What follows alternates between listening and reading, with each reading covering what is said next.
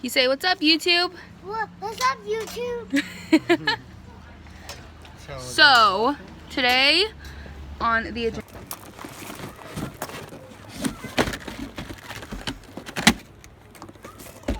How gorgeous.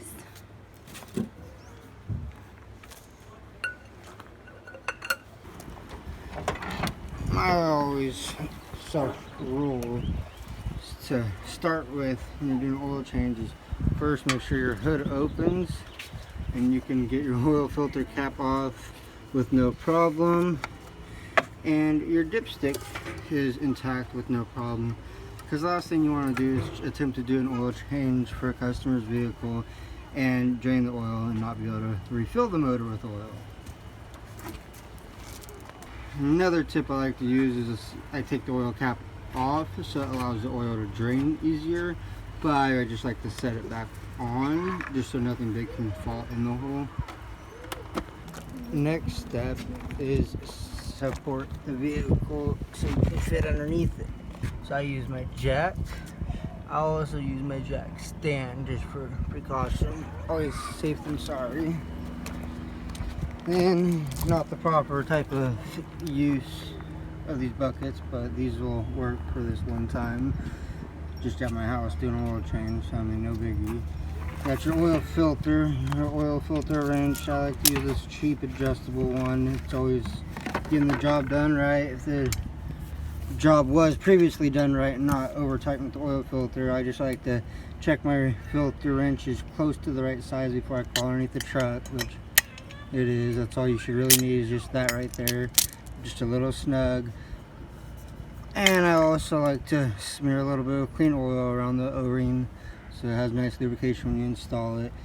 Wrench, socket set, you don't want it to crawl underneath more than once, really. And that's about it for right now. One thing you YouTubers get to know about us is I'm an overcautious person. I always like to double check everything. Make sure your socket is the right size. You do not want to strip it out. Put it like that. Put it back on your ratchet. Put it on there. This is the first oil change since I brought the truck, so I'm really not sure what to expect, but get it loose. Go ahead and twist it out the rest of the way by hand. Make sure you get your bucket underneath there to catch it. Get it loose, make sure you get it all over your hand. It's always fun. And there's that yummy oil coming on out of there. Definitely do. A little bit of oil leaks. Always good to let the owner know if you notice anything while doing a oil change. The usual. Alright, now we're to the oil filter. Always double check your drain plug down there. Make sure you get it snug, not over tight. And your oil filter, if it's not too long, it was done properly, it should come off just with ease. Just like that. Just loosen it up a little. See if I can turn it by hand. Make sure your catch pan is secure right underneath the spout for the catch, and loosen it up. Make sure it's going directly in the pan.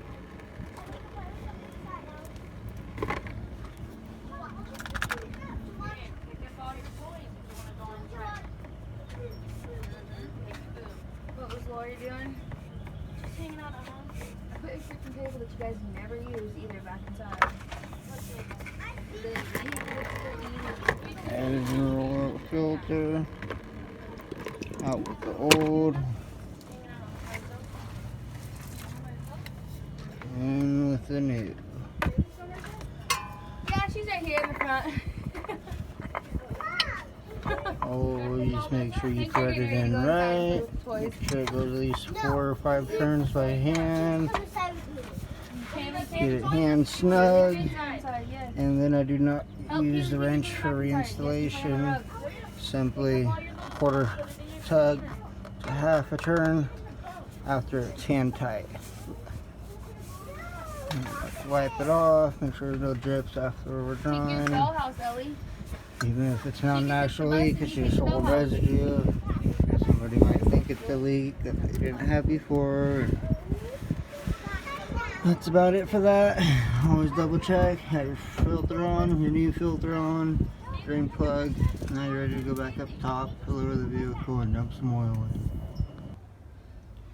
Alright, we're ready for oil.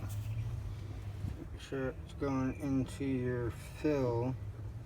Make sure it does say engine oil. I mean, obvious. And always be cautious not to overfill the hole that you can fill it through, because some of them are extremely small. So better safe than sorry, and just pour slow.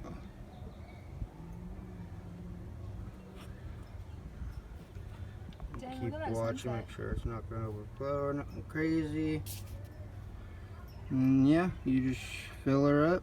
So the spec on this one is 5.5 quarts. So I'm gonna go ahead and fill it to about 5, which a hair over 5. I put just a little bit of oil in the filter. I always like to do that.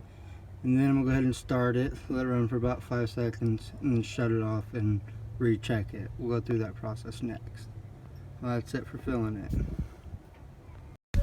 Mechanics' wives be like,